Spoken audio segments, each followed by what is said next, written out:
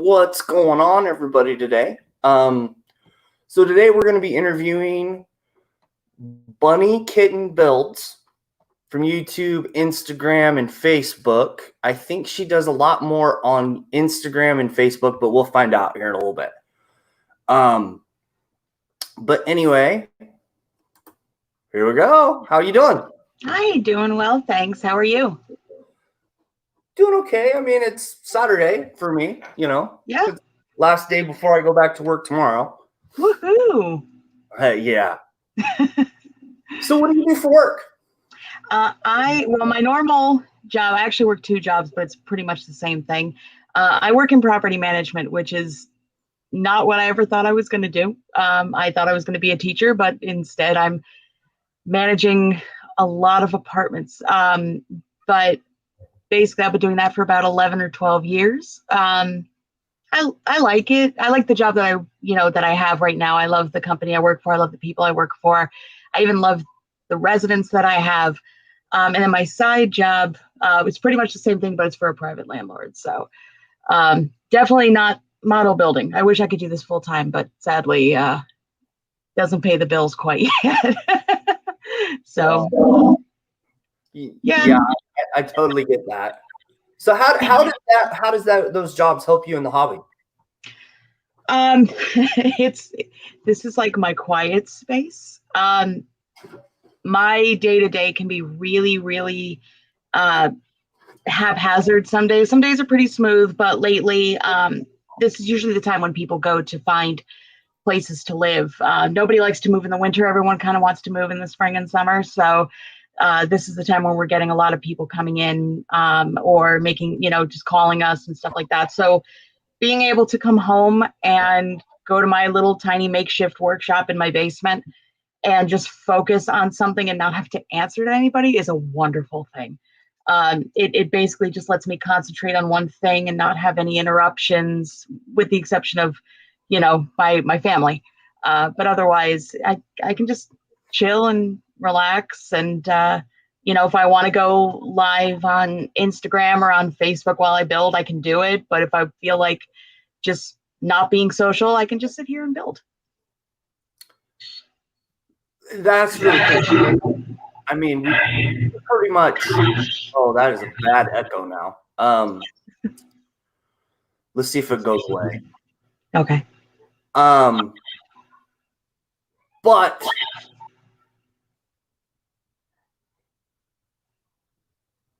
so basically, you use the hobby for like stress relief and that kind of stuff. Yeah. I understand that. Everything I've been through, I can totally understand that. So go ahead and plug all of your, in case I get it wrong, but it's Instagram, right? Mm-hmm. Instagram, Facebook, and also YouTube. Although I have a lot of content I have to put up on YouTube. I tried doing live videos on YouTube for my channel, and apparently YouTube thought that my videos might have been a little too adult. So they basically were like, yeah, you can't do live videos. So I do it on Instagram and Facebook, but they're all, you can just search for Bunny Kitten Builds on all three channels or whatever platforms, and you'll find my page. So it's facebook.com/Bunny Kitten Builds, Instagram, I guess it's at Bunny Kitten Builds, and then for YouTube, I think it's youtube.com/seed/Bunny Kitten Builds. But yeah, I managed to get my custom URL, in May. So I got my 100 subscribers, and I had my 30-day grace period, and that all expired. So the second I could get the custom URL, I got it. So much easier than the long link. It's crazy all the hoops you have to jump through now just to get a YouTube channel. Like, it wasn't like that when I started at all. Yeah. I mean, I don't mind. I was surprised, and I will admit I got a lot of help from a lot of people to get me to that 100, because I'm a incredibly new builder. So it wasn't something where I could just say overnight, hey, all of a sudden I got 100 people. No, I had to kind of break into it. I had to join a ton of model building groups and follow a ton of people on Instagram. And when you're starting from the ground up like that, and maybe two people that are already involved in the hobby, it's a lot of work and a lot of hustle. But and I'm still doing it. But if it wasn't for my partner getting me into the hobby, then I would, and trying to give me some advice and some tips and some pointers, I'd probably still have maybe like a handful of people following me at this point. So, and I'm definitely not. He has like 18, over I think almost 19,000 followers right now, or subscribers on YouTube. I'm not there yet. I don't think I'm going to be there for a very long time, but it's a process, and I'm still learning. I'm a new builder, and I'm still learning the basics, but it's been a lot of fun so far. It's an interesting process once you start kind of getting into it, though. Mm-hmm. Right? Oh yeah. It's the whole journey has actually been pretty cool. Hit a couple of stumbling blocks, and I don't know if it's just because I'm a new builder or I'm a female builder, but I would say probably 99.99% of the people I've met so far have been absolutely awesome. No, that's actually great to hear. Mm-hmm. Really great to hear. With YouTube can be kind of a tornado at times. So I that's really great to hear that you're having a good time with it. Yeah. So what explain kind of what brought you into the hobby? Why cars? Because you could have chose planes, tanks, Yeah. So when I was about 11 or 12, my dad had joined an RC car, racing club. I'm originally from Greenwich, Connecticut, and this was in Fairfield, Connecticut, and it's about a 20-minute drive from where we lived. And he started getting into the hobby, and I used to go with him on Sundays, and we would spend all day there, and it was an off-road outdoor track. And eventually I asked him if I could get a car and start racing. And he said, sure. So at the time he was working part-time at a local hobby shop. And so I used to go with him there too. And I would do what any 11 or 12-year-old kid that, whose parents worked in the store would do. I would, straighten out the shelves and, make sure all the paints were in the right, slots. And occasionally I would work the cash register, whatever they needed help with, because I definitely was no expert on RC cars or anything like that. So little store help is pretty much what I did. And they sold, besides the RC cars and planes and boats and everything, they had an entire wall of models, all kinds, tanks, planes, ships, cars, motorcycles, the whole thing. And I was sorting the shelves one day and kind of organizing everything, making it look all pretty. And I saw a 57 Chevy Bel Air model. And at that age, that was the car that I wanted.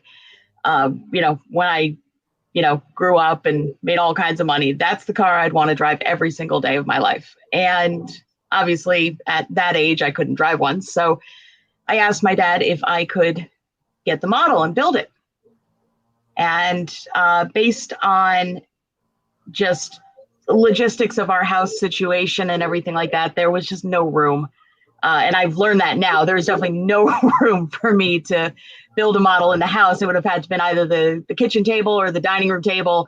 And I know my mom wouldn't have been too keen on that. So, because I probably would have wrecked both of them. So I put that to the side, and I did race though. I started out in the novice class for the kids and the beginners, and took first place there. And then I got bored, so I asked my dad if I could race with the adults, and so he said sure. So I did incredibly well racing against the adults at age 13, and then the car club unfortunately shut down. And we, we kind of put the hobby basically in the basement. My dad still has my car. Actually, it's now a truck. My dad still has my truck, and still all the motors and everything else that we had for the cars he still has. So unfortunately, I had to kind of let that die. But then again, I was entering high school. I'm also a percussionist, so I was more into music at that point. And then cut to January of this year, and I was in a Facebook group that was not model building related, and I met somebody who we just started conversing on a daily basis. He's in England, and he turned out to be Steam Geezer, who's my partner, and he was the one that got me into it. I watched a couple of his videos on his channel, and I was like, oh my God, this guy's amazing. And he does a lot of tanks and planes and other various things, a lot of 3D printing and stuff like that. So I asked him how I could help him because, with the amount of subscribers he has on YouTube, I was like, you don't have as many followers on your Facebook page, and you've got this community group that doesn't have a lot of people in it. Let's try and build that. I want to help you. So he made me an admin of that page, the community page within his Facebook page. And membership started to grow. And then eventually I said, I don't mind adminning this group for you. I really like it. I was like, but I kind of feel like I have to walk the walk and not just talk the talk. So I said, I'm going to start building a model. And he said, okay. So he got me, he actually made a really quick video of all of the basic, the basics of what I was going to need in terms of, glue, paint, everything. And so I started building a model, and actually we're still building that one together, but because of the 5-hour time difference, we haven't really been able to coordinate the filming of it. So we've kind of put that on the side. And I said, I still want to build while you're doing this. Do you mind if I start building a car on my own? And I said, and I kind of want to make this like a thing where I have like a Facebook page and and I kind of want to showcase my stuff the way a lot of these other builders do. So, I ran by a couple of names with him for my channel, and that's kind of where I was at. I created a logo and just started running with it. So I'm building with him a 56 Del Rey. I decided I was going to grab it, but right now, this is how far behind we are. Right now, I only pretty much have the chassis and the engine in there.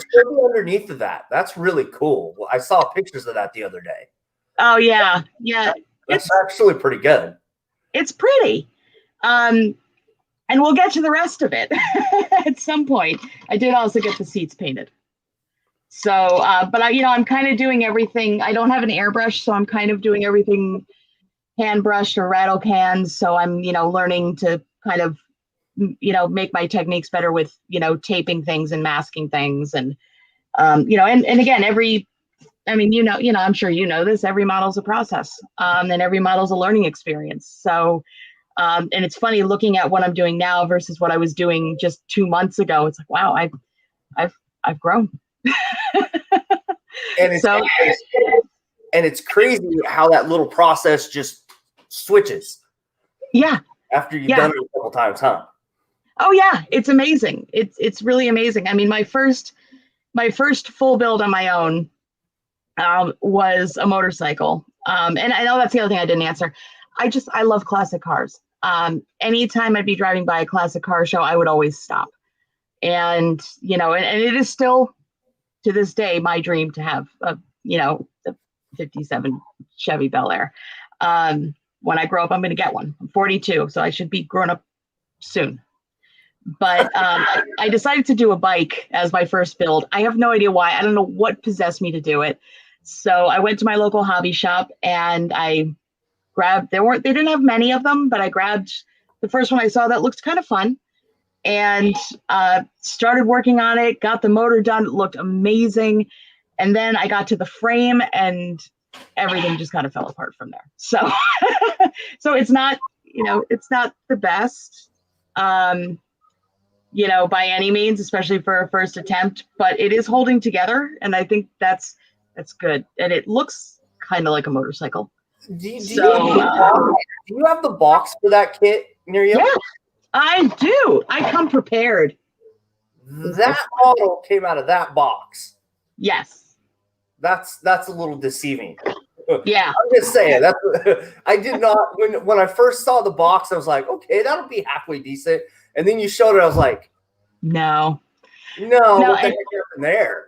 And it was, you know what? And it was really like I was really down. And I'm like, I just set up this whole social media thing, and I'm like, okay, this is going to be awesome. This is going to be great. And then I'm building this going, this is horrible. This is really bad. Maybe I shouldn't be doing this.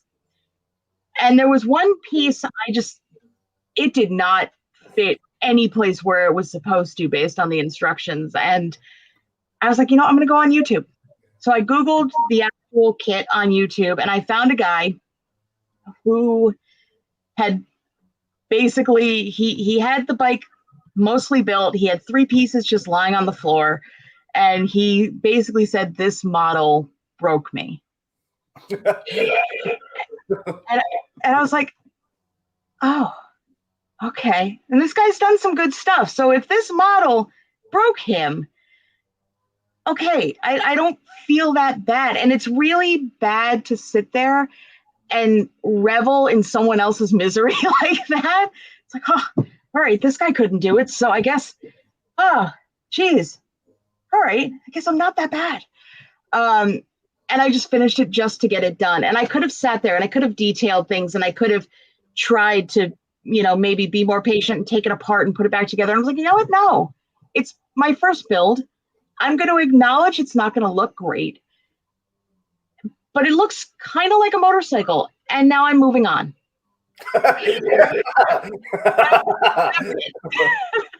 So I did. And then I decided I was going to start working on the 48 Ford Coupe that I just recently finished. And I think that one came out a lot better. I learned more about, just finishes and polishing things, and it's more detailed in terms of the dash, and I got to play around with a lot more stuff, and learning how to kind of balance the the body on the car so it doesn't look completely lopsided, as if the car had been run for 60 years and just never maintained. So that car I felt a little better with. And then I quickly built over the weekend because I just wanted to kind of do a quick rush build. That one. So. Oh yeah. And that was just a little quick one. That was interesting to build, but it does, the wheels move, and it's not broken, so I'm good. I don't set myself at very high standards, right? At this point, and and I love watching builders who, do all this detail and do the custom builds and everything like that. And I'm like, I'll get there one day. But right now, just let me nail down the basics. If I can put it together and it looks like sort of what's on the box, and and it holds together when I pick it up to show people, I think I'm okay. I think I'm good. And I'm going to keep getting better. I've got a small stash, and I'm just going to keep working on those. And, listen to what everybody has to say about everything, because that's really the best way to learn, is by learning other people's tips, tricks, and even their mistakes. So kind of what not to do. So it's always good to have, a bunch of more experienced and tenured builders in your pocket to ask questions with. So we're going to back up for a second. Why the name Bunny Kitten Build? Bunny Kitten. So my partner actually calls me a much longer name, but Bunny Kitten is the start of it. So I was trying to think of something catchy, and I was trying to come up with something cutesy, but also slightly alluring, I guess. Because obviously I'm not just sitting here, just in a t-shirt, like, all right, guys, I'm going to build something, and not, I got my goggles, and I usually wear a corset when I build anyways. So like, I kind of had this whole image that I wanted to kind of throw out there with it. So, so I threw out a couple of names and I was like, but I keep going back to bunny kitten builds. I just feel like it's something that's fun. So, I got his blessing with it, and he said, go ahead and, do your thing. So I made up a couple of different logos, and even with the logo, it's right there on the corner of the screen. You can see that the girl with the cat, the bunny ears and the cat tail, she's not a skinny mini either. So, because I'm not either. So I kind of wanted to sort of have it resemble me, but not completely. And, just kind of have this more kind of retro rockabilly, almost steampunk kind of persona, like mashed together thing. And that's kind of what I went with.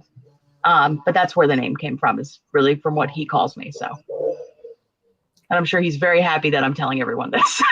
Actually, I don't think he cares. But yeah, so that's where the name came from, and the logo and everything else. Like, it's totally a different look, but it works, right? Like when I hope so. you click on some of your YouTube stuff, it's like you have a persona that comes with that, right? And it's you can tell you're working on something. You just haven't quite figured out at all yet. Yeah, and for me, I do have like hours of footage. I just need to sit down and just edit it and just get it up on my channel. But I have video footage from the Model T that I just built.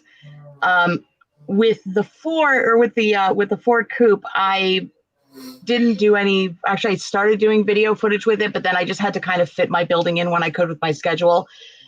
And to get the camera rigging and everything like that set up, I was just like, I'm just going to build it, and I'll just take a lot of photos. So there may just be more like a photo montage for that. But then I also have a build I did with my daughter 2 weeks ago. I think it was 2 weeks ago. And I'm going to throw that up on my channel too, because, I think it's important too, to try to encourage not only women, but, kids to build too.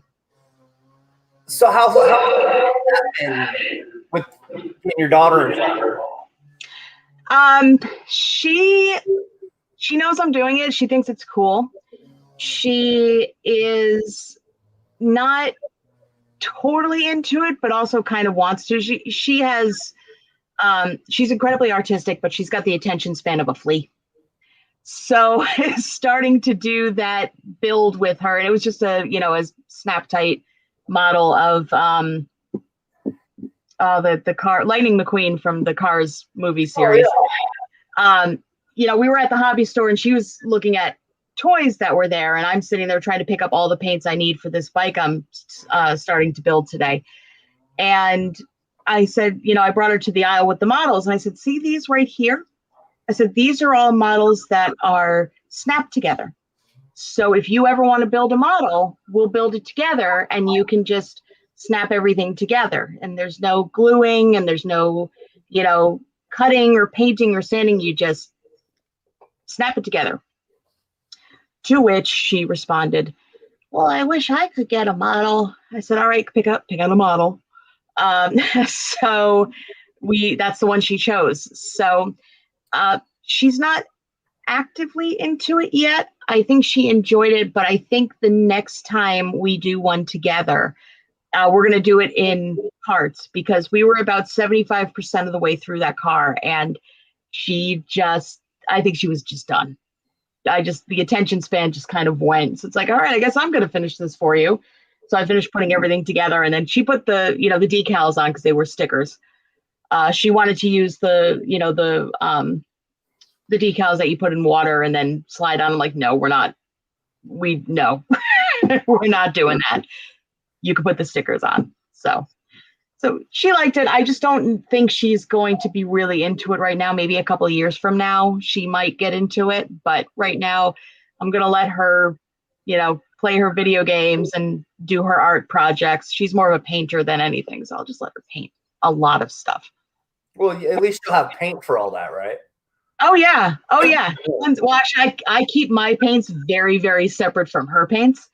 Because I mean, even though most of the paints that I have are the Tamayo ones, and that's what I mainly use, um, I do have, like the craft paints that you can buy at your local craft shop, the acrylic ones. And I have my own stash, and she has her own stash. And I don't have a stash anymore. So, um, yeah, That's funny. my stash is her stash. And it's fine because she's really big into painting canvases and trying all different types of abstract art. And I'm not just saying abstract because it's a kid painting, but like she actually said to me, "This one's abstract." And I said, "Yes, it is. I'm wondering how you know that already, but okay." So, so yeah, she does her own thing over there, and I'm gonna let her keep doing that because she's really good. And maybe one day she'll paint my cars for me, but yeah, not quite yet. Maybe I might do one, down the line that I'll let her paint the body, but I want to get a few more under my belt first. So, how have you been doing with tools? I want to talk about the sander. Oh, Where I the hell love did this you little find thing. that? I love this little thing. I was, I mean, that's not a Dremel, but that's about as no, close as you can get. I had a Dremel and then I gave it to my dad, and I'm thinking I'm going to ask for it back. Um, but it's funny because I gave it to him years ago when we relocated out to this neck of the woods. I'm like, "Dad, you can have it. I'm never going to use it." Now I might have to go back. Maybe when I call him tomorrow for Father's Day, I'll be like, "Hey, Dad, happy Father's Day. You still got that Dremel? I think I want it." Um, but I was shopping. I don't know if they have the store Five Below in your neck of the woods. But basically everything in the store is $5 and under, but um, it's not like your typical dollar store. Like they have a lot of toys, they have cosmetic stuff, gift wrapping stuff, seasonal holiday stuff, and you can get some really, really awesome things there. It is very easy for me to walk in there wanting one thing and then coming out spending $100, mostly on candy. But I was walking by and I forget what we were buying. We were buying something, and they had a manicure kit that was nicely boxed up, and it comes with a bunch of additional attachments, and for $5. And I was like, instead of using emery boards and sandpaper, this might be pretty cool to use. And so I picked it up. Actually, I need to switch up the end, but everything just kind of snaps in, and it's battery powered. So when it's all done, then and it's not too loud.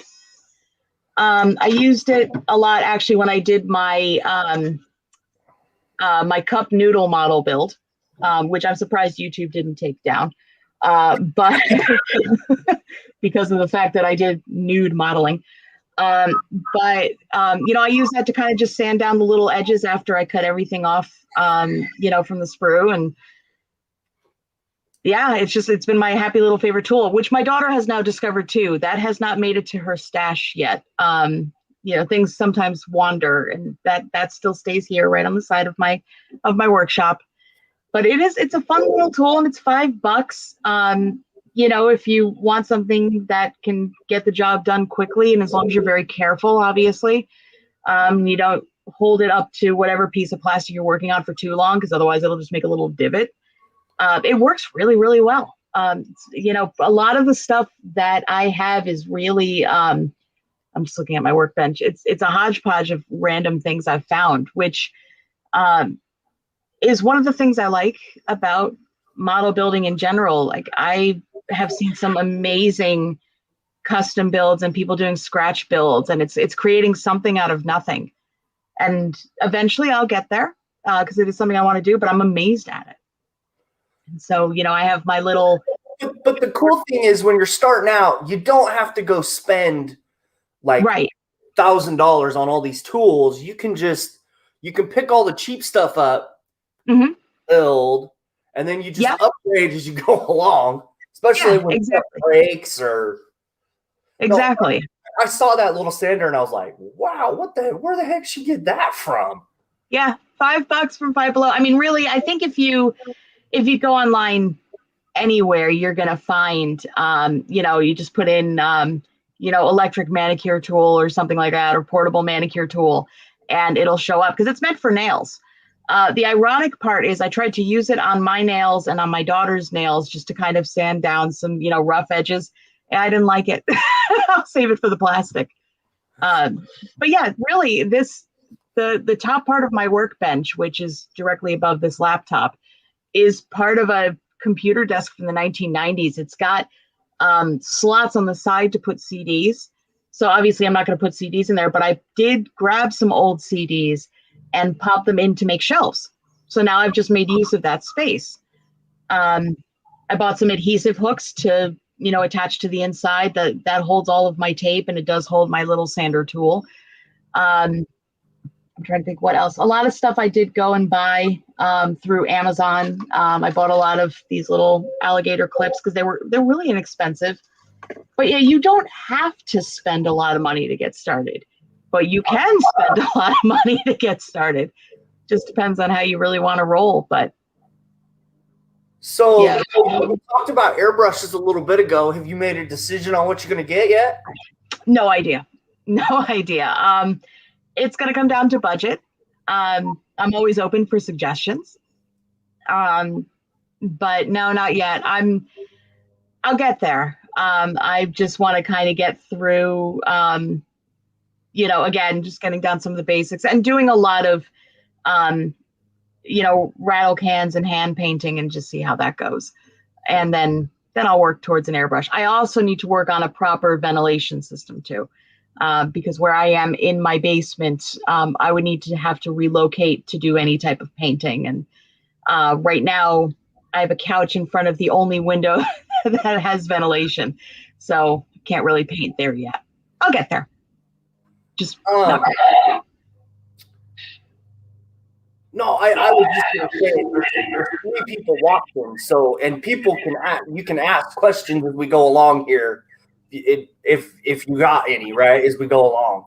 Mm-hmm. But the airbrush thing, the only suggestion that I would do to see if you like it, mm-hmm. You have a Harbor Freight next to you, right? We have one the next town over. Yeah.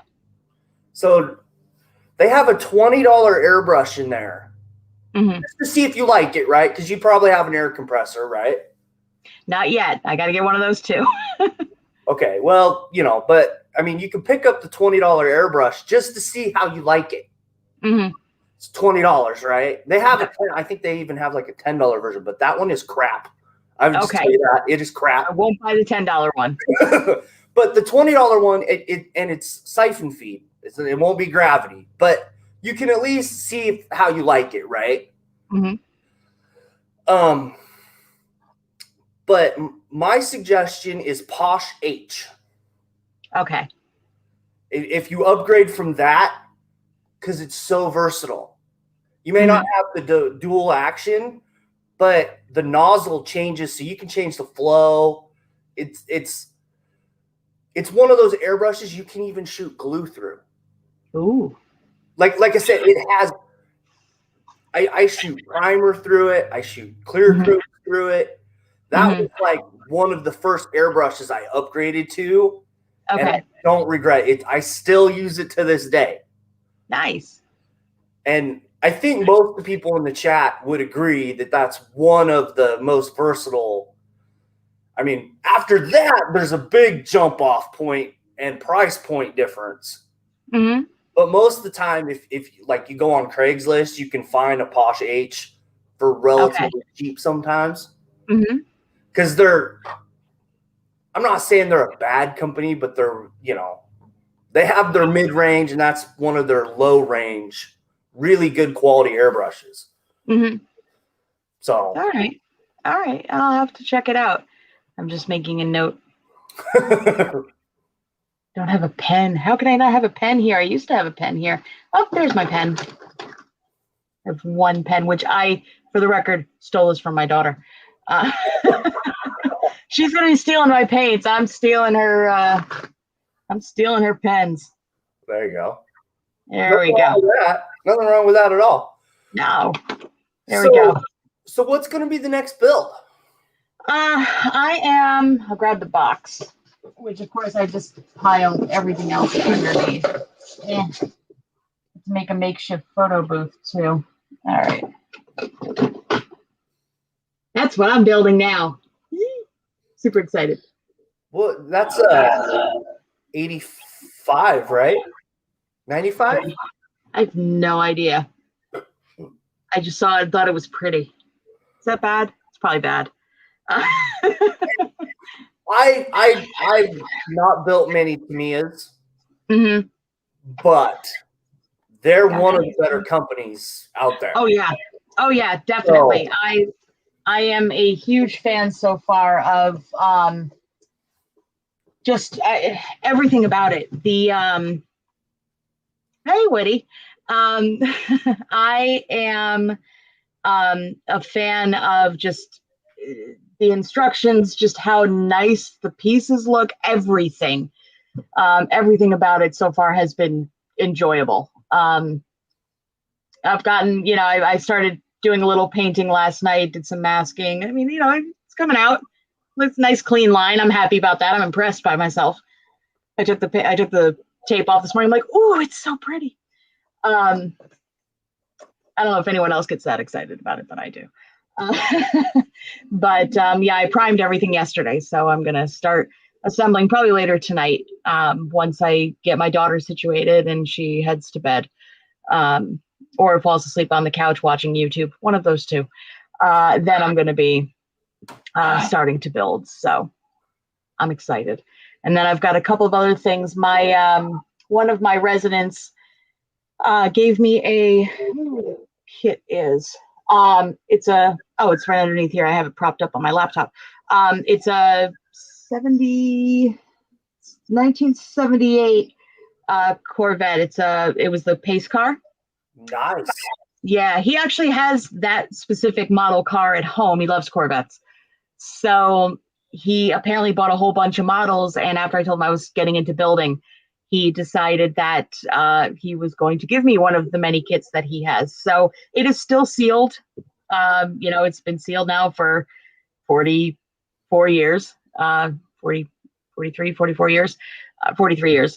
So I'll be opening that up too. Very curious to see what it looks like on the inside.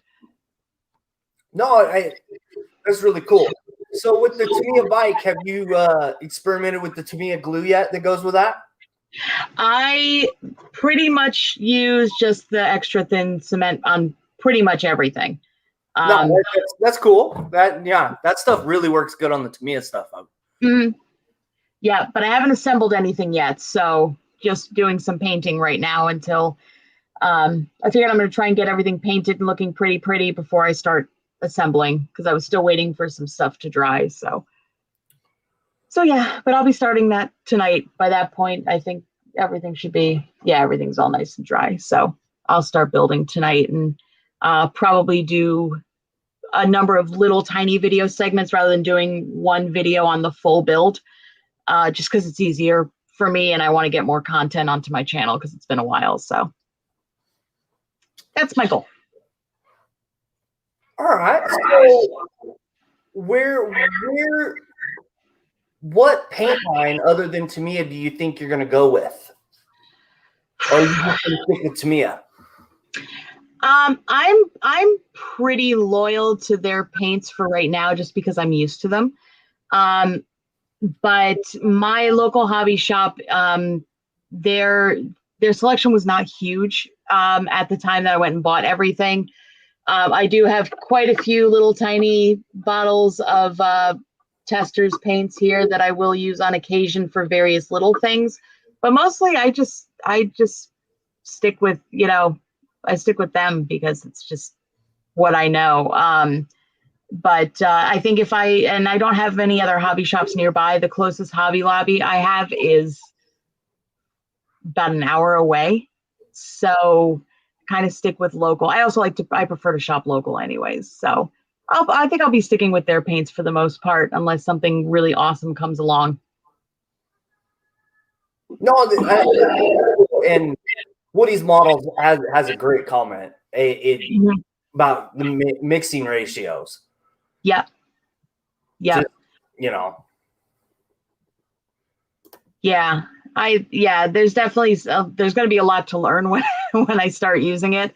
But again, I have, obviously an incredible support network between, the number of groups I'm in and I mean, what groups are you in? So, they're all based on Facebook. One of the first ones I joined was the model car group, which I think has like 30 something thousand members. So there I'm definitely, a little fish in a big pond. But then I was asked to join a number of other groups. There's one, how to customize scale models, and a little more. That one I'm actually an admin of. That group has about 1,200 members right now. A lot of it is customization, but I do learn a lot from them, and I get inspired by a lot of the work that they do. That group also has a little bit more, I guess, we have like a free for all Friday where people can post memes, and it is a little more adult related. So we try and kind of, we don't really encourage 18 and under to join that group. But I also admin the Badgerworks Staff Canteen, which is the community page off of my partner's Facebook page. That group is a lot smaller. It's about 160-ish people. And most of the people there do mostly planes, tanks, things like that. I'm usually one of the only car people. Some people do like scale miniatures and things like that. So they, it's a nice little calm, relaxing group, which I like. And it has a canteen theme. So it's kind of like stepping into a canteen and everyone's just kind of hanging out and it's very relaxed and chill. What other groups am I in? There's so many. I'll have to look at bear with me a second because I'm going to have to go look at my Facebook group and see all the ones I'm in. Bash and Burn is another one. I did also the Scale Model Burnout Garage as well. And it's a lot of the same people, just different themes in each group. So I've come to find this, little tiny family, I guess, of model builders. And I've, become friends with a lot of them on Facebook. I think I've gotten probably about 300 friend requests since I started model building from other model builders. And, a lot of them have reached out to me and said, let me know if you need any help, if you need any advice, suggestions. So things like that have been just amazing. Hopping on other people's live feeds too, and, and live videos on YouTube is a lot of fun too. It's been pretty cool. So what are the coolest tips you've gotten so far? Oh, probably, I think they're more general, pieces of advice. Be patient. Don't rush the glue, which I do all the time. All the time. And it's like, oh, things are great. And then I go to put something on and like things fall apart. And I'm like, oh, I guess I was rushing that. I was just really excited about that build. People have suggested, obviously for just the right tools for the right job. If you are attaching small pieces to,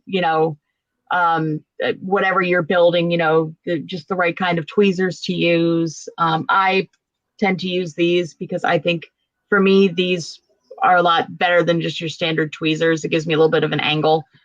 And because I'm a lefty, I do everything backwards anyways. So having something a little different is helpful. People have suggested other types of glue to use. I do have some of the, the testers, liquid cement. I've got the red and the blue one here. Some people just go straight out for Gorilla Glue. I'm too scared to do that. I did get a little bit of cement on the front windshield of the 48 Ford that I was building. So I needed advice on how to get that off, and all different kinds of advice too. on how to remove it, and I did okay with that. I think, what other pieces of advice have I gotten? I think just a lot of them is just, be patient, build what you love. Because if you start building stuff you can't stand, it takes the fun out of it. And this is supposed to be fun. And build for you. That's a huge piece of advice, which I like. Not just build what you love, but build for you. Don't listen to the people that are going to talk down your builds, or, insult you, or maybe you didn't use the right color on the engine, in terms of the paint or whatever. Build for you. And that's kind of what I do. I really don't listen to the, just the nitpickers, because it just takes the fun out of it. You're not there to impress them. You're there to, in my opinion, you're there to just have fun. I've gotten some, interesting comments from some of my choices too. So I understand that. Yeah.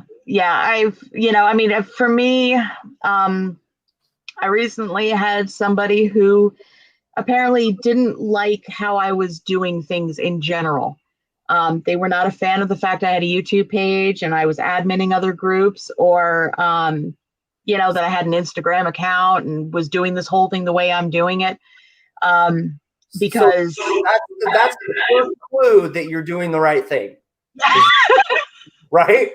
So, and I did a little bit of a rant on my Facebook, my personal Facebook page, about bullying and things like that. And what it came down to, and I talked to a couple of people about this, including some of the other people I admin some of these groups with, and it came down to the fact that I'm a new builder. Yeah, I've got this whole gimmick thing going, and I've managed to get, depending on what platform you're looking at, over 200 followers on, Instagram, and 100 something on YouTube. And it's definitely, it basically, I guess this guy's belief was that I haven't earned that yet. And I talked to my husband about it. I was like, this really bothers me, because I'm just here for fun. I'm here to enjoy the hobby with other people, something I've been wanting to do for 30 years. And I'm finally getting into it, and I'm having so much fun meeting all these people and doing stuff like this. I mean, this is like, I got excited when you messaged me. So I'm like, oh, somebody wants to talk to me. And my husband says to me, well, you're what's called a journey influencer. I'm definitely no Instagram model, but I'm doing this journey from the beginning, and I want to document it, and I want to show people that it's okay to start at, especially at my age, to start, from the ground up. And so that's kind of what I'm doing. Oh, I have a question. Yep. Intimidates me most about modeling, I think that's what that is. Everything. Oh, thank you. I got a shop card out in the mail. I still have to get mine printed. That's my goal for this weekend, is to design them and start sending them out. But everything intimidates me about this. Everything. Because despite building for myself, because I'm going to sound really contradictory now, taking photos and posting them for other people to see, like, I always tell people, please be kind. It's my first build, or it's my second build, or I know I have a lot to learn. And I'm the first person to admit that. I'm never going to post something and say, this is the best thing ever, and you should all bow down to me. But I think, getting down to the nitty gritty of building anything, paint. painting something and making it look pretty and not botching it up, and then having to start all over again. I think that's the biggest thing.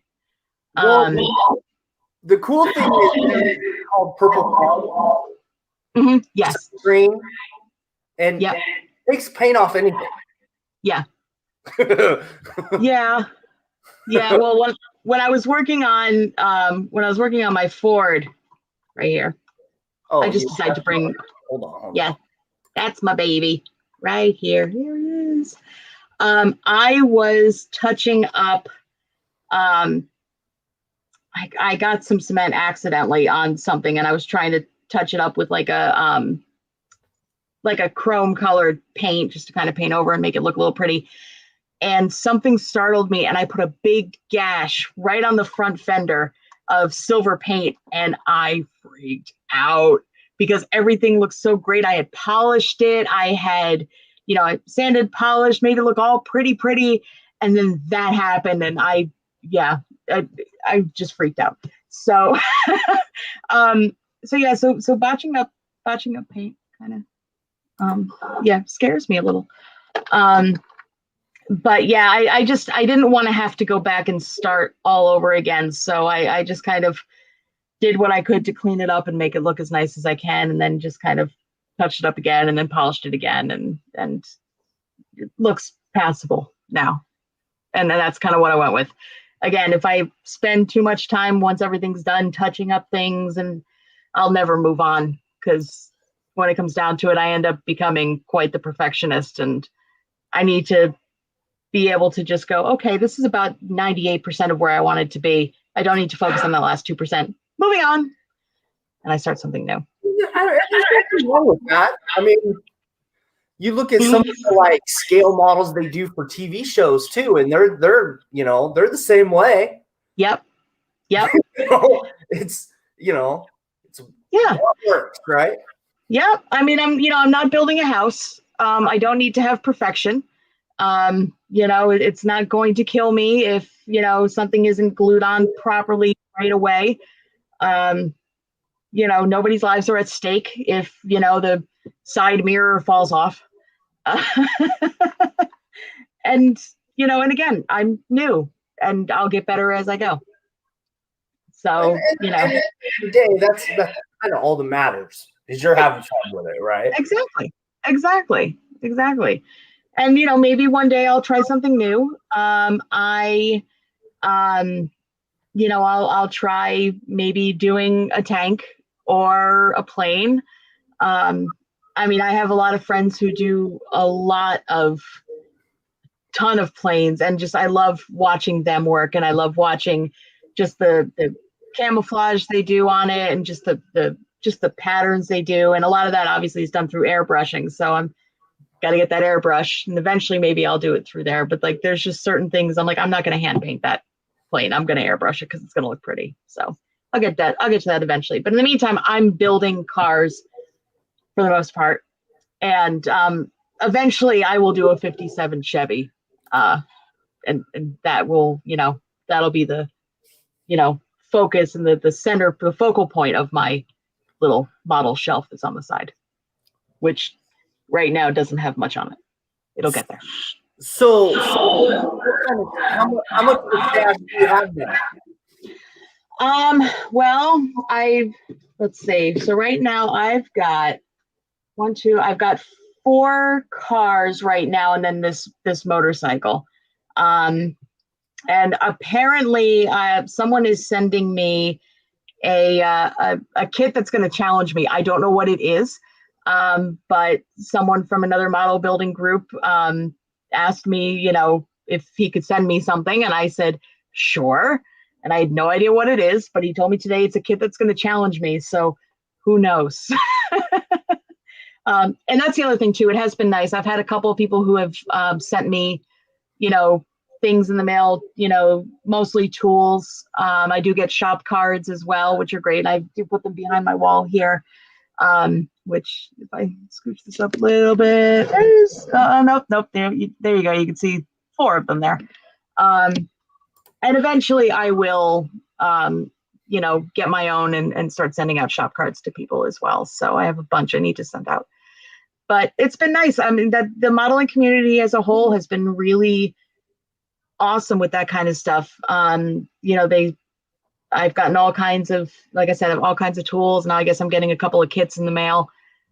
It's exciting. We all start. Yeah, that's a good point. That's Yep. a really good point. Yep. And he's up in Canada, so he really understands that. Yep. Because there's times where he might have to leave his house because of what he does, but there's times it's really hard to get out of his house. Yep. Yep. What's going on, Dominic? Hello. Now, see, this guy takes model cars to a new level because he's 3D printing the headlights, and Oh, that's awesome. That's a guy that if you don't know who he is, you should. Really good car builder. Yeah, that's awesome. I've 3D printing to me is just amazing, and I don't have one. I don't think I'm going to be getting one anytime soon, but I have seen stuff that people have done with 3D printers, and it's awesome. It's absolutely amazing. The fact that technology even exists just amazes me. Yeah, it's really, really cool. Mm-hmm. Yeah, I'll have to look at his stuff. He came in late, so you can go ahead and answer that. There we go. And I'm assuming he's on YouTube, yes? No, on YouTube. Question. And the answer is yes, she is on YouTube. It's the Bunny Kitten Builds. Yeah. Yeah, I don't know if he was asking about me or if he's asking about Dominic and the 3D printing. I'm not sure, but I was kind of guessing you since you're the guest, right? Well, yeah, I was gonna say I think he knows I'm on YouTube. I could be wrong, but it happens. So let's talk about the car you showed just a couple minutes ago. Did you hand paint that, or did you spray can it? This is spray can. It was the first car I did with using a happy little rattle can, which is hiding somewhere. Here we go. Oops, almost dropped it. Just use the maroon color, which is TS11. But yeah, this was my first using a rattle can, and I was really scared. really scared. What if I overspray? What if I underspray? I was told to do lots of thin layers and then just let them dry and just take my time doing it, which is totally, absolutely, fine. I don't rush my builds just because I know that if I rush, I'm going to screw up. But yeah, this was pretty much just the rattle can, and then the interior was all. I don't know if you can show that. I'm trying to get it lined up with the camera, but you can't really see. But yeah, the stripes down the seats there, I did hand paint. But yeah, the only thing that was spray can was the body and the hood. Everything else I painted on my own. Yeah. So Dirk here is another YouTube model car guy. Hi, Dirk. Really, he uses a lot of the craft, like Walmart craft acrylic paint to do a lot of his paint jobs. So he's a really good guy to follow. Does a lot of scratch flipping too. Oh, okay. Yeah. So that's really cool how you took a rattle can and got that good of a shine on the paint job, because I cannot do that. Like, I have to use an airbrush. I am not a rattle can guy. Yeah, I did. What I ended up doing was after I went ahead and got all the paint done on it, I did go onto YouTube and I did look for some tutorials on polishing, and I found a really, really great one that basically just using polishing compound and just from the regular auto parts shop, and yeah, so that's I'm happy with the shine on it. It's there's still some scratches and stuff on it, but again, I don't expect perfection at this point in the game. But yeah, that's pretty much what I did. I just kind of found a couple of tutorials, and that's how I learned to get a better shine on it than what the rattle can did. But Yeah, I'm impressed with myself. I do prefer older cars. I am actually I'm 42 going on 82 as far as I'm concerned. I have a very old soul, so I still listen to records. I love the clothing styles of the 40s and the 50s. I try and model most of my everyday wear after that time frame. I'm in that era. So I am very drawn to cars from, the 30s through the 50s. Not a huge fan of cars from the 70s and the 80s, but at the same time, I think building cars like that might help me appreciate them a lot more. But there's just something about the curves and the styles of the cars back then that just they make me swoon. That's what it comes down to. But thank you for the compliment, though. I appreciate that. Yeah, I plan on building more cars from the 50s and probably even the 40s. Depends on what kind of kits I find. So you already said you would want to do a 57 Chevy. Is there another car after that you would want to do? Oh, I don't know. I'm gonna have to think about that. I don't really know yet. It's going to be one of those things where I'm going to see one and that's just what I'm going to do.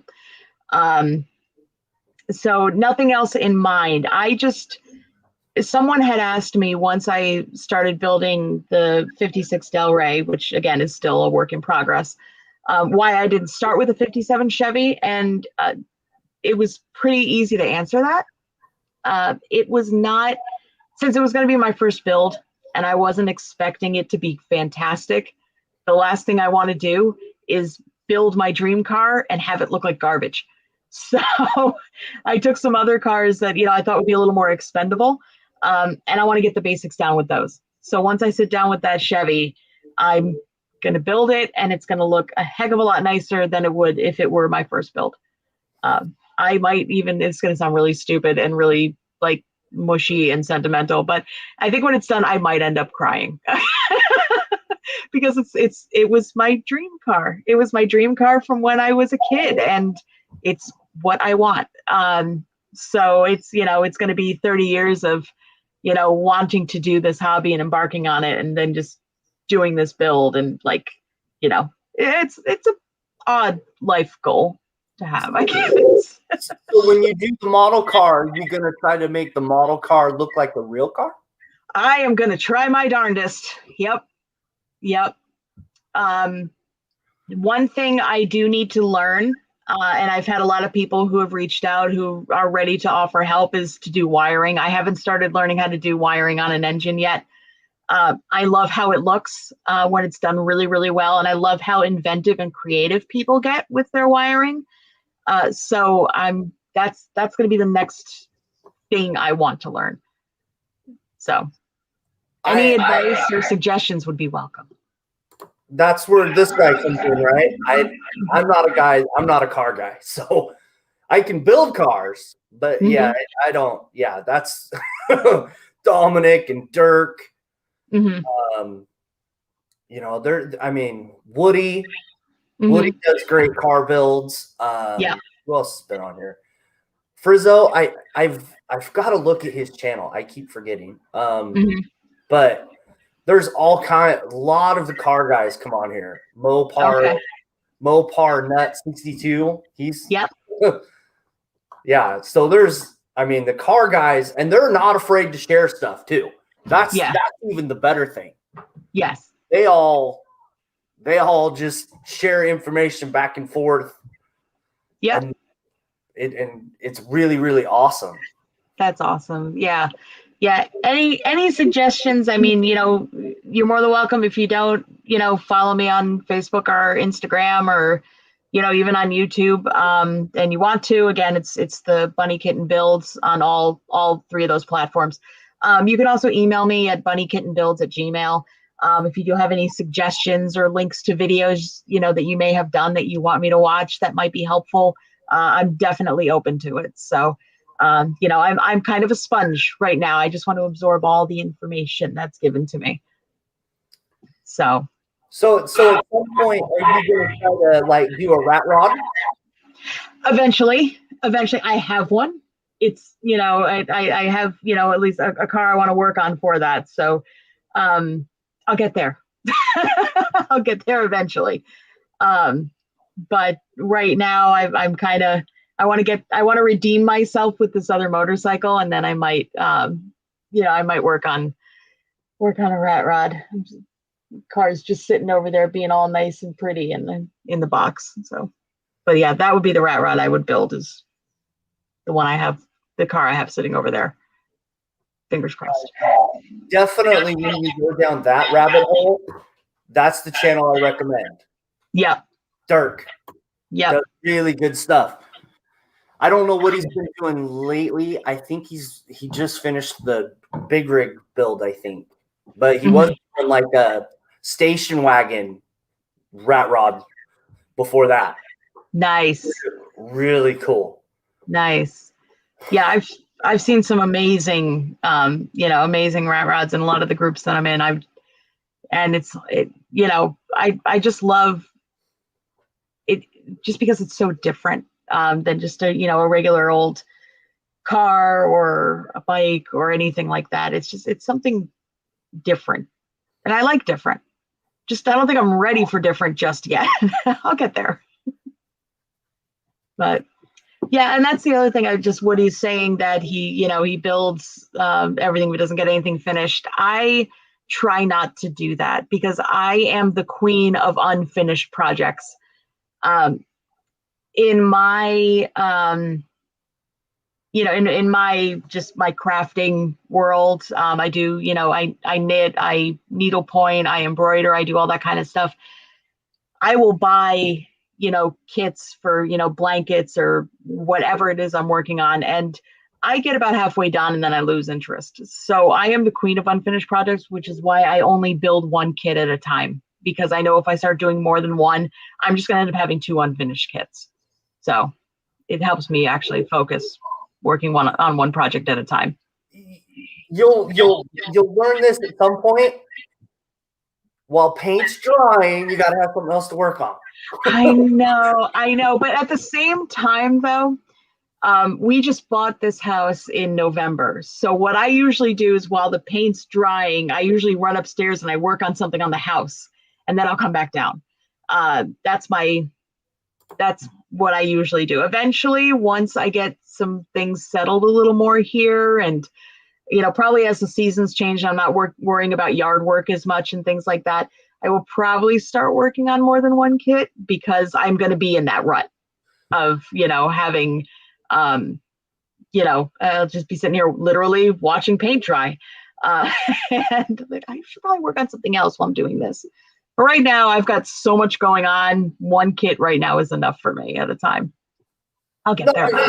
And I was kidding. I wasn't trying to push you into anything. Oh yeah, no. Generally, I think I've at least got 3 or 4 things doing. That's how I got into figure painting, is learning how to do other details on cars, right? Yeah. Figure painting. But you also got something to do while paint was drying. Yes. Yep. Yeah, for me it's definitely. See, that to me is just crazy. 19 started, you could have finished at least one. Yeah. I'm just kidding. 19. That's impressive. 19 miles.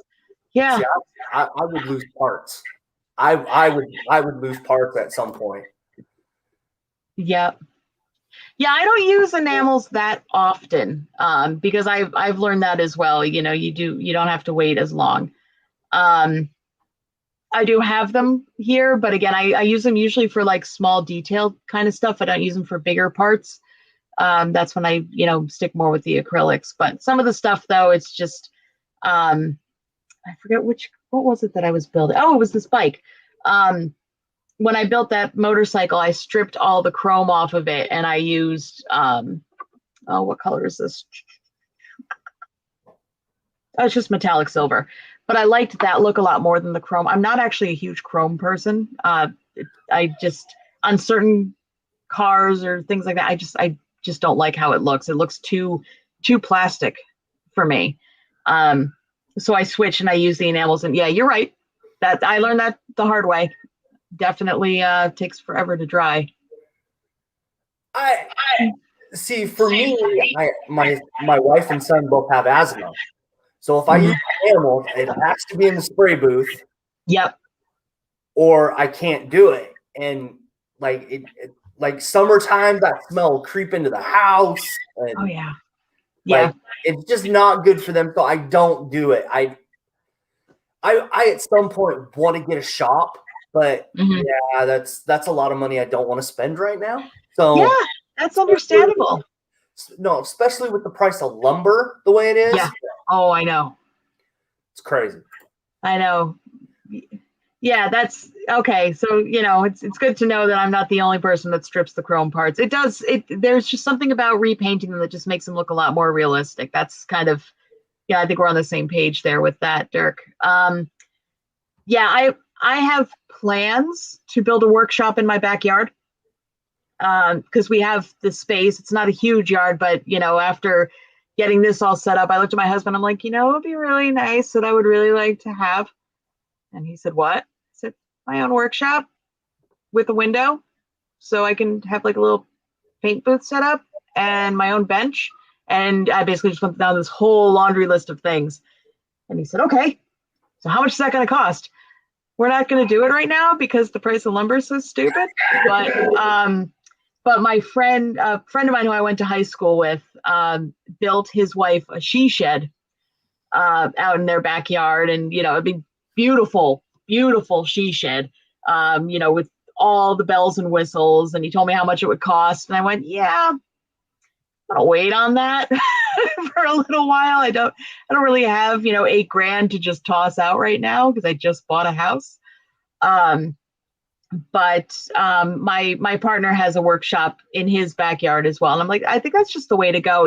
Not just for model building, but just for all the other things I want to work on, because this area that I'm in right now is a very narrow corridor in our basement that gives me just enough room to put a stool here so I can sit, and the workbench is probably about 2 feet deep. And then not to mention the hodgepodge of sheetrock behind me that was all different colors when we moved here, and I started painting it to look like actual riveted panels, which I still have to finish doing. But just for regular woodworking projects and things like that, I love doing that stuff. So yeah, I'll get my own little workshop at some point. But So another car builder that's really, really good out of the LA area. nice. So Hello there. okay. Cool. Hit over that hour mark. Yes. Yeah, there you go. So usually I try to keep these a little bit about an hour. That's Did you fine. have any questions for me? That is a good question. I am really bad at asking questions. I guess, I guess this is more of a general question, because, and this could be really for anybody too. There was a discussion I saw online, and it's kind of something I've been wondering, because I keep hearing one thing, but then people tell me the exact opposite. Do any of you feel like just model building in general, the hobby in general, is, I guess, dying, for lack of a better term? Because I keep hearing from people that it is, because there aren't as many younger builders coming in, or just new builders coming in. But then I have other people like, no, the hobby's booming. There's millions of people doing this. I guess I kind of want, more experienced, more tenured builders' views on that. Because for me, I'm in my own little happy little bunny kitten bubble. So that's kind of where I'm at. So I don't really know whether or not, what other people's views are on this that have been doing this for years. Okay, so first, this guy right here, if you have any airbrush questions, that's the guy to ask. Cool. I am writing down so many names. I'm not dying. Yeah. Cool. That's good to know. So to answer that question, in my opinion, the hobby is not dying.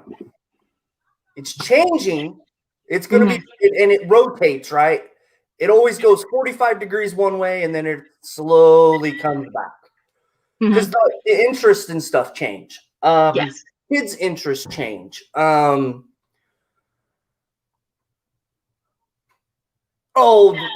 the question is the hobby dying?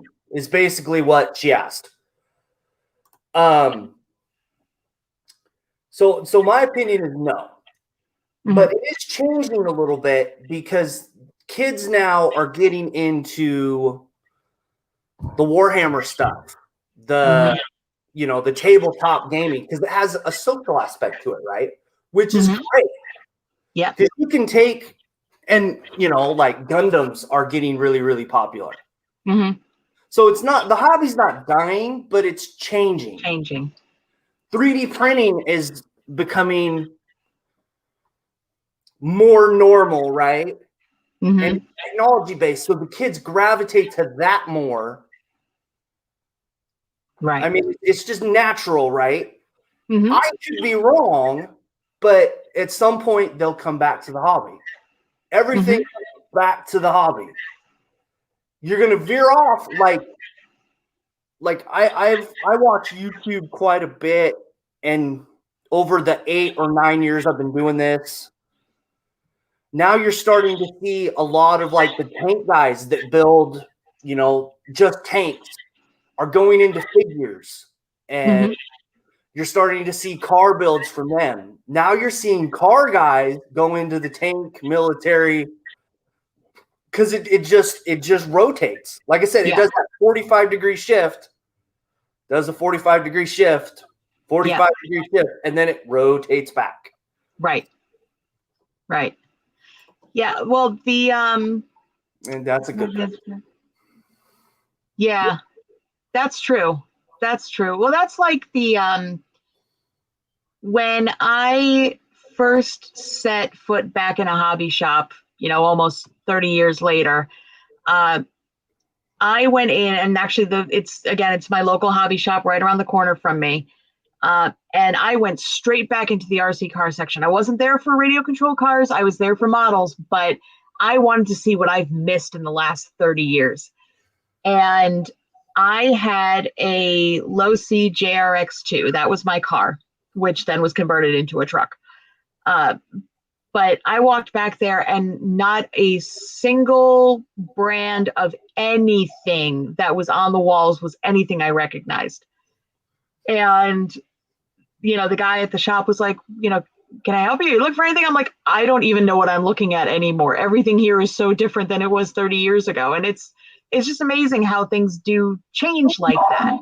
And after I talked to him for a little bit and said, this is what I had, I even brought up a picture of my radio control car that I had years ago. And I said, this is what I used to have. And I then felt incredibly old. So then I went back to the models and, bought my first model. But yeah, it was, it's interesting to see how hobbies change and how brands change, over time and things like that. And even just the people involved in them have changed over time. So I'm hoping it's not dying, just because I'm just getting into it now. But, watching, I think, was it Hobby Lobby? Did Hobby Lobby just stop, or did they just stop? Let me try again. Did they start discontinuing something? I don't have a Hobby Lobby near me, but I remember the big story was about how they're not carrying a certain paint anymore. Is it testers that they stopped? So I think what you're referring to is the Model Master paint that Rust-Oleum got rid of. Yes. That I mean, they just discontinued the whole line, so no one's carrying that. Right. Yeah, I think for me it was just more of, when something like that happens, it's like, okay, well, hopefully they're going to put something in there to replace it, and they're not just starting to discontinue carrying models slowly, and they're not like phasing them out over time. I would hope that, it's a decent amount of revenue that they get. Hopefully. I mean, with the amount of stuff I see people buying every day on Facebook, hoping that the hobby's not dying and they're still making their money, because I don't want to have to start searching for things online. Yeah, it's crazy. I try to buy stuff that's local to me, but sometimes it's kind of hard. Yeah. So Dirk's point here is they're not making a lot for younger kids. Well, they kind of are if you think about it, because you have those Scooby-Doo kits, but they're the little kids because they're doing it with dad and mom, and so they have those style of kit, and then you hit about that 12-year-old mark, and then it jumps to video game stuff. Yes.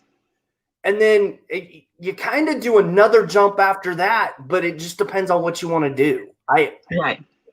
But I mean, they're not hitting that teenage mark, and that's where I think the Warhammer stuff comes in, because it's more of a social aspect. That's kind of what I use to describe those tabletop gaming stuff, which is totally cool. How the heck do I get rid of this comment? Oh, there we go. Oh, geez. Yeah, testers stuff. Yeah.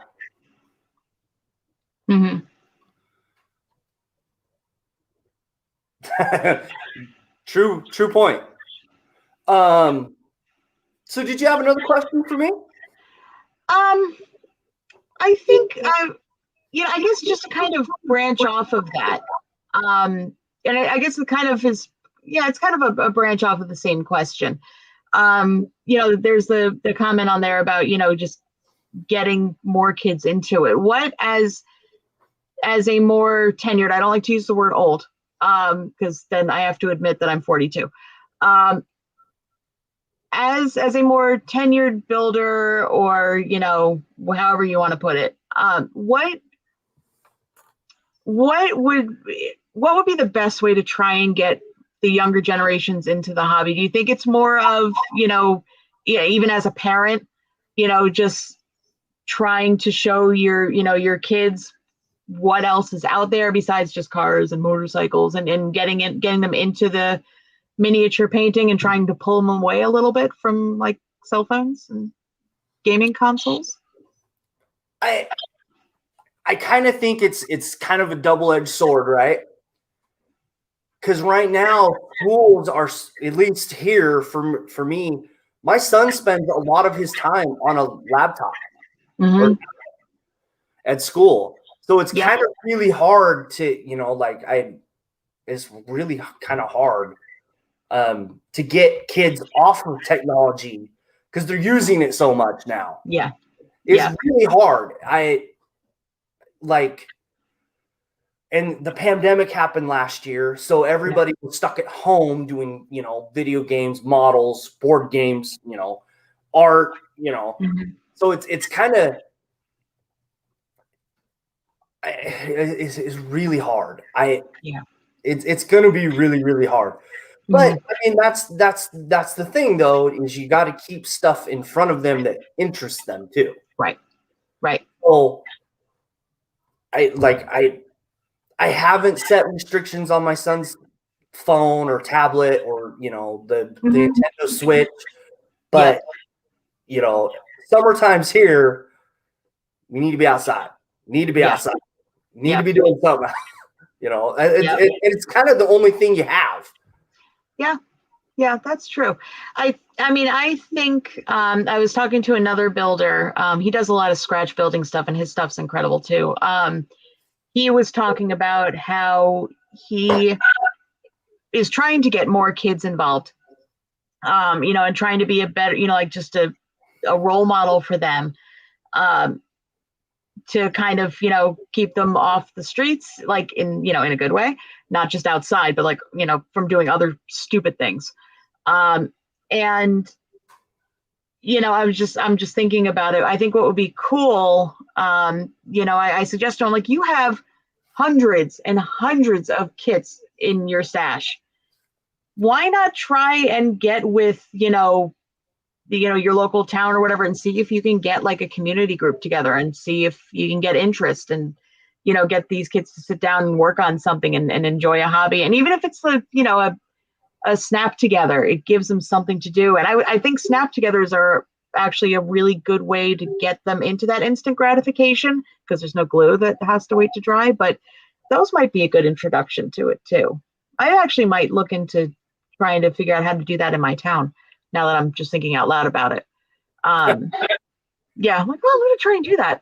But, I mean, I think, stuff like that might be helpful to try and get more people into the hobby, because eventually those senior builders who, are into nitpicking and criticizing and stuff like that, if they're not being the encouraging people, they're going to, the hobby will eventually die out, because, in my opinion, because these kids aren't going to want to build for someone who's going to nitpick everything. Well, and this is where you challenge all the modeling manufacturers. They got to come up with some new stuff. Mm-hmm.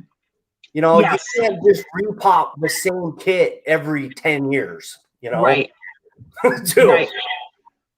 Right. Yeah, price is an issue. Oh, that's awesome. Your son played GTA as a cop on a police car and he built it. That's cool.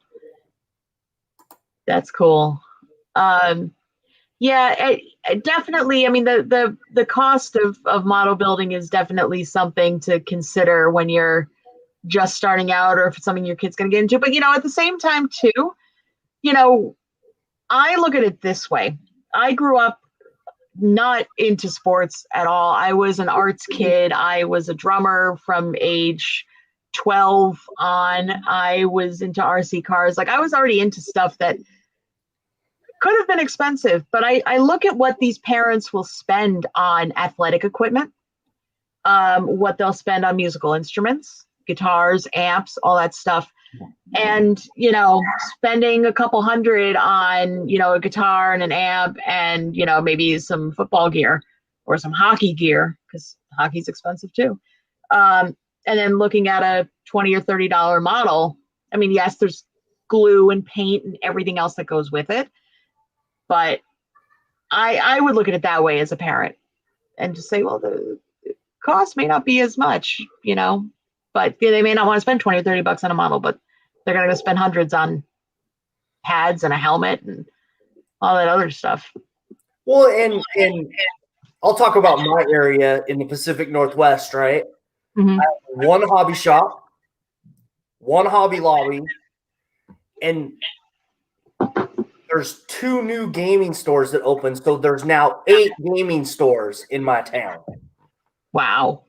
And and they have different nights, So that's how I see it. Yeah. Oh yeah. I mean, my husband used to own a board game store in Western Massachusetts. He opened it right after he got out of college. And so what ended up happening was the store was sold, in a sense, to it was made into a nonprofit volunteer-run game store, which, college kids are like, cool, I'll just go down there and play Magic the Gathering and just hang out. And yeah, maybe I'll work a couple hours behind the register, but it's a place where I can go and I can hang out and, play games with people and just keep that community running. But occasionally, when we had just first started dating, he would bring me to the store because he had store credit there, because that was how they were paying him off. Basically, it was in store credit. And I walked in and he's like, yeah, I got like $300 in store credit. And I was like, oh my God, you could probably buy the whole store. And then I saw the price of a board game. And when this isn't some Milton Bradley stuff, this is, these Euro games are really expensive. $80, $120 for a game. I'm like, this is insane. This is more than a PlayStation game. But and then you still have to put it together, right? Oh yeah, that too. But I'm just looking at this. They'll spend $500 on a PlayStation babysitter. Oh yeah, they'll do that because that's that's something that they could just do and they don't have to ask for help and they can just sit there and just play. But not to mention too, then you got to look at the games. PlayStation games, unless you get them at your local game store and they're pre-owned, even pre-owned, you're still going to spend 40 something bucks, you know, for a game. But at the same time, like, what do you have when it's all done? You don't have something physical. You don't have something you can just pick up and go, hey, look what I just did. You have, you know, I got 60 achievement points. I guess that makes me somewhat super cool. Like, that's kind of why I like this. And I think, you know, I like this hobby because, again, you do have something to, you know, you're producing out of it. You're not just, you're not just sitting there playing a game and getting achievement points that you can't do anything with. But I don't know. That's just my opinion. I don't think my daughter will ever go that route. But I mean, I can see plenty of arguments for doing it. So if anyone needs arguments, I got you. Hey, Paul, does you have a YouTube channel? We'll see if we get a response to that. Yeah. So we're about an hour and a half. Oh, yes. It didn't go very long, did it? Didn't realize it was an hour and a half already. Yeah.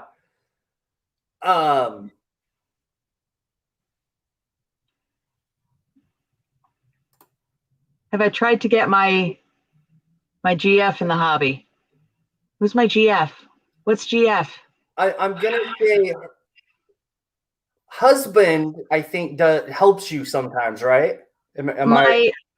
My husband does not.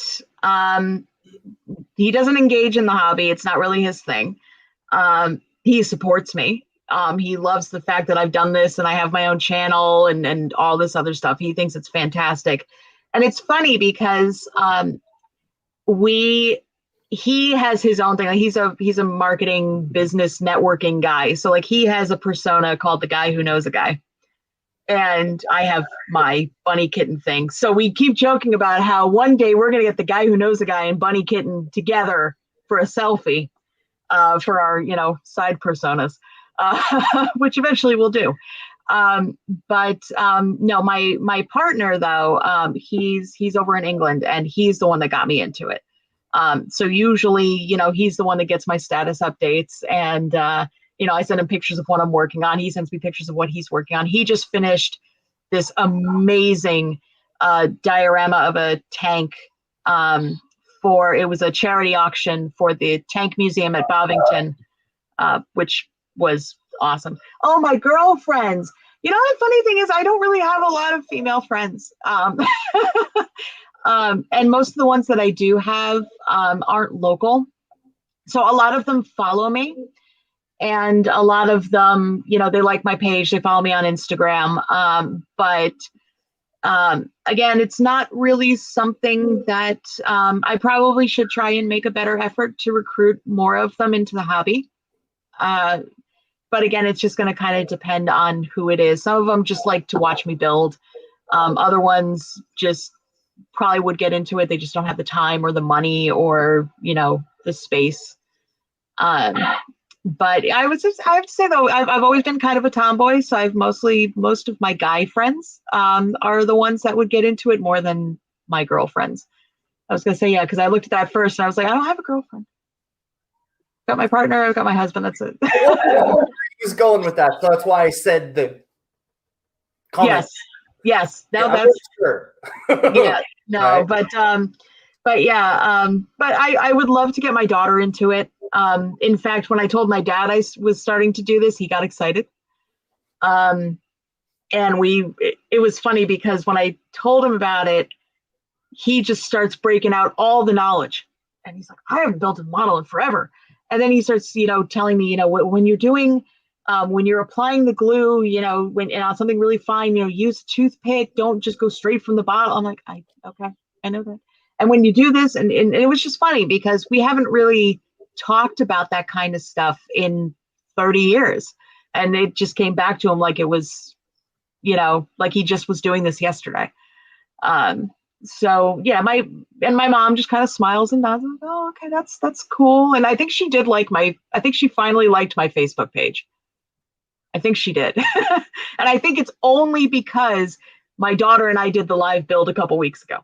So I think it was more just to see my daughter than anything. Um, but yeah, I'm gonna try and get, my daughter's name is Rowan. I'm hoping to get Rowan into into the hobby eventually. I just think right now it's a little too early, still a little too everywhere because she's 6.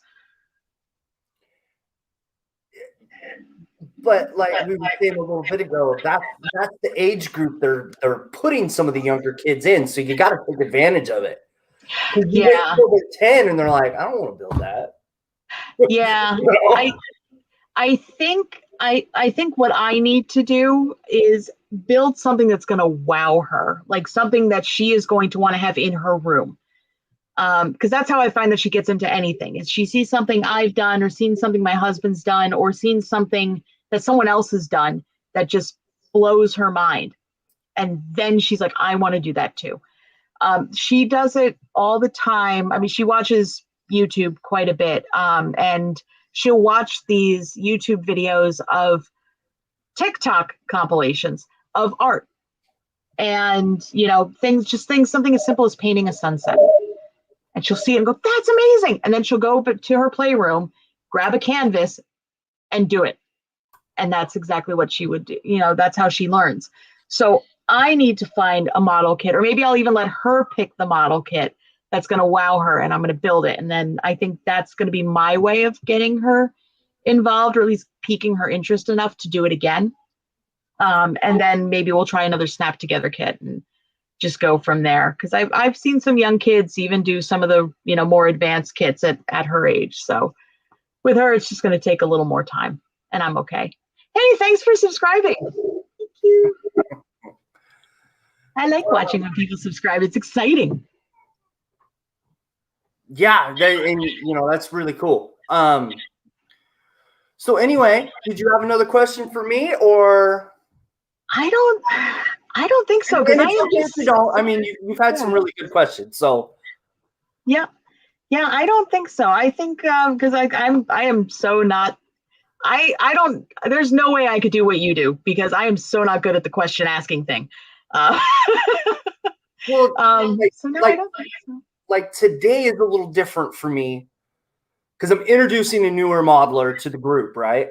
So there's not a whole lot of how do I say this?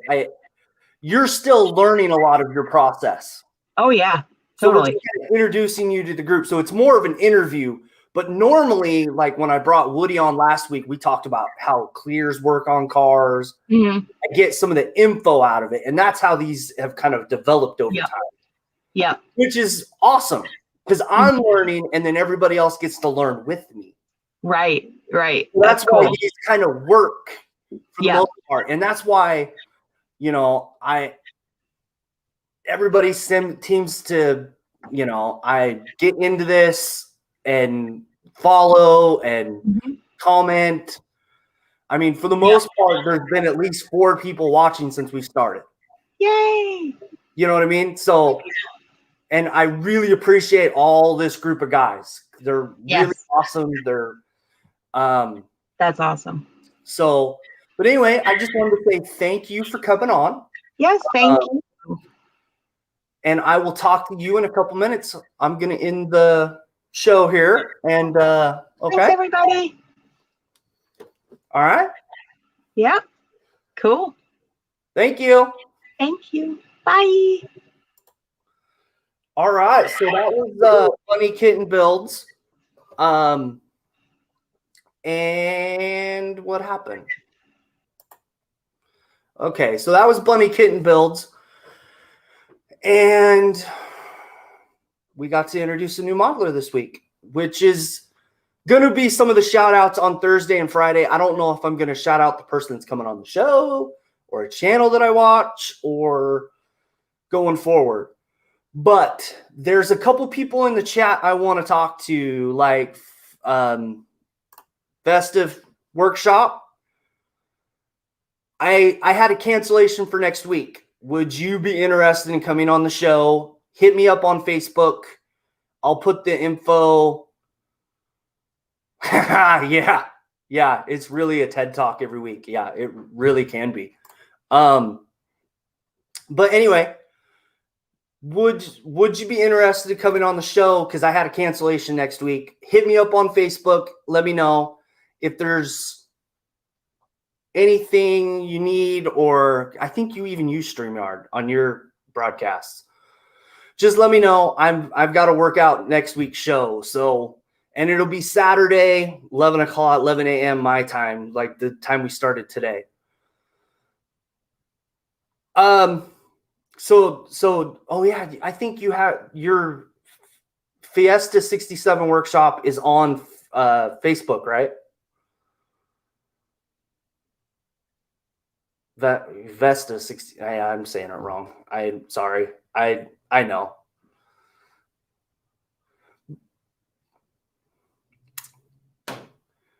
But anyway, yeah, I will definitely try to get a hold of you. I know at least one person that knows you. That will give me your info if nothing else. But anyway, today's show was probably a little bit longer than I wanted, but it was okay.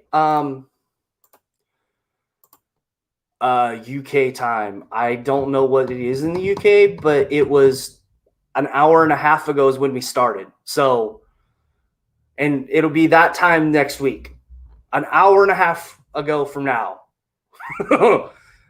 Sorry, it's the time difference. I have a hard time with it sometimes. I barely have a hard time getting west to East Coast time figured out sometimes. Nice. Ha. Nice. Okay. But anyway, thank you guys. I'll be in touch, and I will see you guys next week. Bye.